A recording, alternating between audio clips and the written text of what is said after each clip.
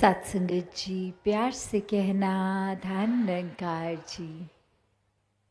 आज सत्संग में सभी ने इस परमात्मा, इस निराकार, इस सत्य की ही बात करी।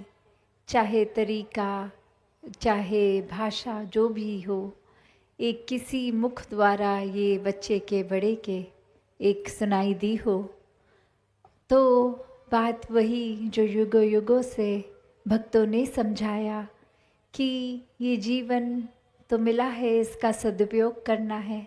और ये ऐश आराम, जो भी साधन, घर परिवार, नौकरी, पैसे, जो भी इस परमात्मा ने दिया है, उसकी तरफ तो ध्यान देना ही है। पर सबसे पहले इसी परमात्मा, इस देनहार के ऊपर अपने आप को फोकस करना है कि जब तक ये जीवन में है तो ही सब कुछ मुबारक है। वरना तो एक ख्याल को भी देर नहीं लगती कि कब हम एकदम ठीक ट्रैक पे, ठीक सोच, ठीक नीयत से कोई भी कार्य कर रहे हों, और जिस पल ये निराकार भूल जाता है तो मन में दुर्भाव घर कर जाते हैं। फिर एक कर्मों पे भी, वो एक अपनी सोच पर भी ये कंट्रोल खो बैठता है इंसान, और कुछ ऐसा कर जाता है जो एक परमानेंटली, हमेशा के लिए खुद का भी नुकसान हो जाता है, और न जाने सामने वाले को भी कितना हमेशा के लिए दर्द दे जाता है। तो कैसे अपने एक कर्मों को, एक सोच को हमेशा ऐसी पावन बना के रखें कि कुछ भी जो एहसास, कोई फीलिंग आती है, चाहे वो पॉजिटिव हो या नेगेटिव हो, तो उसको निराकार से जब जोड़ दें तो वाकई ही मन में वो एक अपना परमानेंट घर नहीं बना सकती। क्योंकि ये खुशियाँ, दुख, ये चीज़ों ने बदलता रहना है। सिर्फ एक परमात्मा, ये निराकार है जिसने हमेशा के लिए रहना है, और इसने तो बदलना नहीं है। तो जो भी चीज़ इस निराकार को शामिल करते हुए, चाहे वो छोटा सा ख्याल हो, चाहे कोई बड़ा कार्य हो, कुछ भी हो, जब तक इस निराकार के आश्रय किया जाए तो वो खुद ब खुद एक हमारे फ़ायदे के लिए, एक हित के लिए हो जाता है। वरना तो फिर हर कोई चीज़ व्यर्थ ही है। कोई भी चीज़ का फिर कंक्लूजन, कोई आखिर में एंड रिज़ल्ट वो पॉजिटिव फिर नहीं निकलता। तो हर समय इस निराकार के आश्रय ये भक्ति करनी है। और भक्ति हर युग में जैसे समझाई गई कि चाहे हम बात करते हैं कि पहले एक सिंपल ज़िंदगी थी, अब इतनी डिस्ट्रैक्शंस, इतनी कॉम्प्लिकेशंस, इतनी गैजेट्स, इतने नए नए तनाव के कारण बन गए हैं, और पहले थोड़ी सरल होती थी। तो बात वही कि जिन्होंने पहले युगों में भी जीवन जिया, हर किसी का ध्यान तो इस परमात्मा में लगा नहीं। वो चाहे कम डिस्ट्रैक्शंस थी तो भी उनके मनों में किसी ना किसी एक और मायावी चीज़ का पहलू ज़्यादा भारी हो गया, और परमात्मा का नहीं। और आज की भी हम जिंदगी की बात करें, इस संसार की करें, तो भक्ति तो कोई शोर गुल में एक ऐसी जगह में भी कर लेता है जहाँ एक माहौल पीस का नहीं है, कामनेस नहीं है, एक बहुत ही एक शोर है। वहाँ पे भी अगर मन सुकून में है तो ऐसी जगह में भी एक भक्ति कर सकता है इंसान।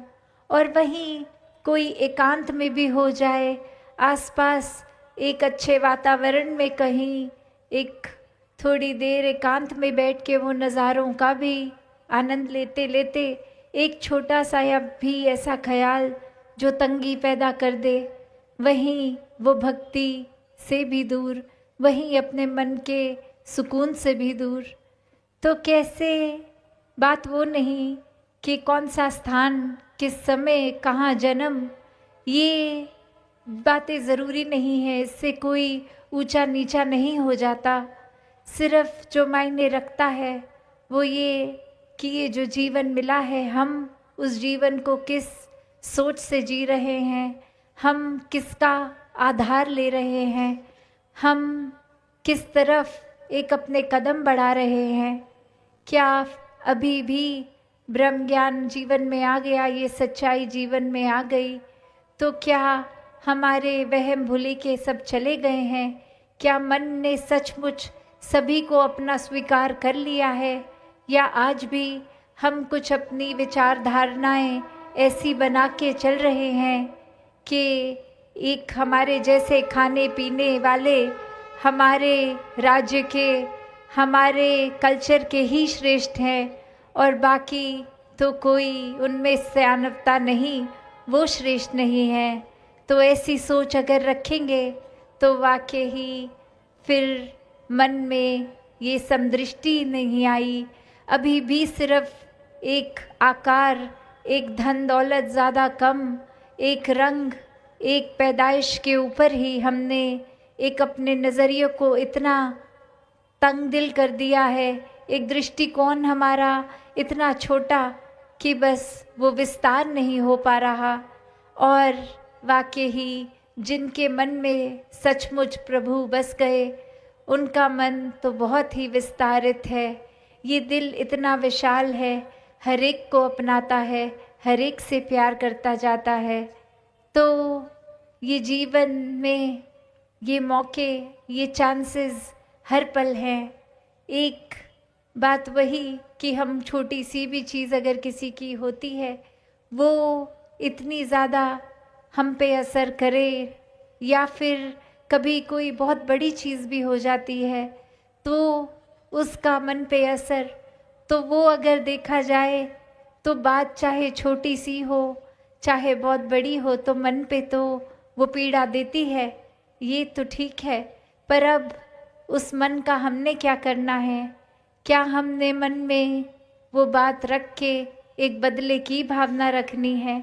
क्या हमने ये सोचना है कि जो पीड़ा हमें हुई सामने वाले को भी हो तो ही एक सुकून आएगा, कि जितना कष्ट हमने झेला उस व्यक्ति की वजह से, अब उसको मज़ा चखाने के लिए उसको जितनी पीड़ा हमें हुई उससे बहुत ज़्यादा आगे और दे दें। तो ऐसी सोच अगर रखते हैं और साथ ही कहते हैं कि हमें निराकार पर विश्वास है, तो फिर तो ये बहुत ही एक अलग अलग दो बातें हैं। क्योंकि जहाँ निराकार है, जहाँ इस निराकार पे विश्वास है, तो पता है कि हर चीज़ हमारी बेहतरी के लिए ही हुई है। चाहे कोई एक्सपीरियंस हमने एक बहुत ही गलत झेल लिया, किसी के द्वारा एक पीड़ा भी हुई, पर अंत में ये परमात्मा ने उस पीड़ा से क्या सिखाना था वो पकड़ना है, ना कि उस इंसान के प्रति भी कोई मन में बुरे ख्याल लाने हैं, कोई मन में एक दूसरे को भी पीड़ा महसूस कराने की इच्छा रखनी है।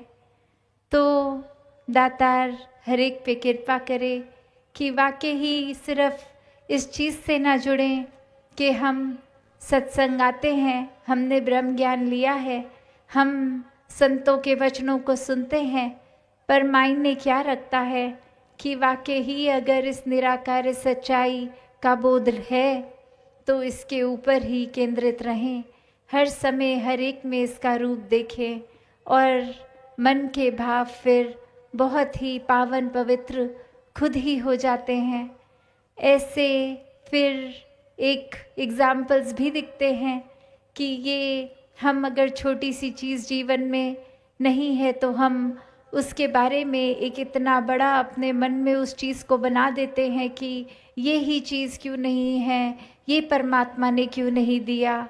और वहीं कितने और ऐसे होते हैं जो हमसे काफ़ी कम है अगर तो भी शुक्राने भाव में हैं।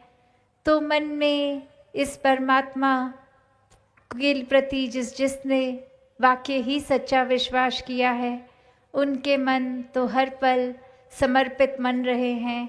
एक उस तरह का समुद्र बने हैं मन कि कुछ भी अगर गिरा है तो उसी में समा गया।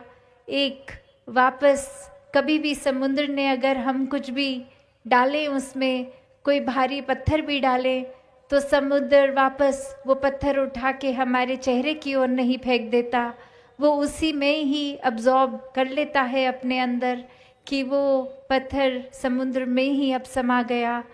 ऐसा ही विशाल दिल संतों का होता है कि एक हर एक को जहाँ आदर सत्कार प्यार ही करता जाए, वहीं एक अपनी कोई कठिनाई परेशानी भी है अगर, उसको भी औरों के आगे इतना छोटा कि मन हमेशा औरों की सेवा के लिए एक बस इच्छुक रहे, औरों के लिए ही बस ये जीवन जीने का दिल करे कि जिस तरह हमने ब्रह्म ज्ञान लेके अपनी आत्मा की पीड़ा एक ये शांत कर ली, वैसे ही ये ब्रह्म ज्ञान जहाँ जहाँ नहीं भी पहुँचा, वो सबको भी अपने कर्मों द्वारा प्रेरित करें कि ये सच्चाई से वाकिफ हो जाएं, ये ब्रह्म ज्ञान लेकर अपने जीवन को वाकई ही हम एक आनंदित जीवन लेते हुए जीते जी ही मुक्ति के हकदार बन जाएं,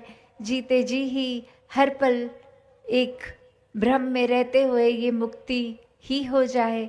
तो ये मुक्ति भी कोई आखिरी श्वास तक की वेट की बात नहीं है। ये तो जिस पल ये परमात्मा जीवन में आ गया, ये वाक्य सही मायनों में सभी बंधन कट गए और ये बंधनों का कटना ही ये मुक्ति है। तो दातार हर एक पे कृपा करे कि वाकई ही एक सच्चे मायनों में एक दिलों से ही एक सोच से ये अपने आप को जहाँ हमने छोटी छोटी चीज़ों में बांध लिया है, ये वाकई ही परमात्मा को अगर केंद्र बिंदु बनाकर रखेंगे तो एक हर एक बंधन से ये मुक्ति ही है, हर एक नेगेटिव सोच से मुक्ति है, हर बुरे कार्य से मुक्ति है।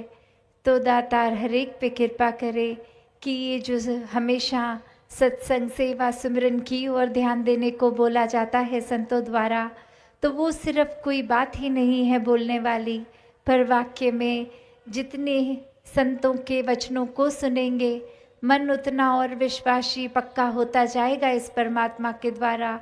और मन जितना अंदर ये मन पक्का होकर एक पावन पवित्र होगा, उतना ही सिमरन द्वारा फिर ये परमात्मा से जुड़ाव और गहरा होता जाएगा और सोच ख्याल मन में फिर बस ये मानवता के लिए सेवा का भाव ही इस तरह रहेगा कि निष्काम रूप में, इसलिए नहीं कि किसी के मदद आएंगे तो कोई हमारी भी मदद करे, पर निस्वार्थ हो के जाने व्यक्ति अनजाने व्यक्ति हर एक के लिए अपने जीवन को एक उस तरह का जीवन बनाएं कि सभी के एक काम आने वाली भाव, एक सेवा भाव हर एक का बरकरार रहे।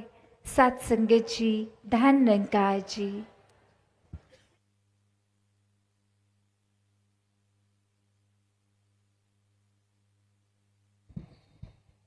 सात संगत, अब हम सभी मिलकर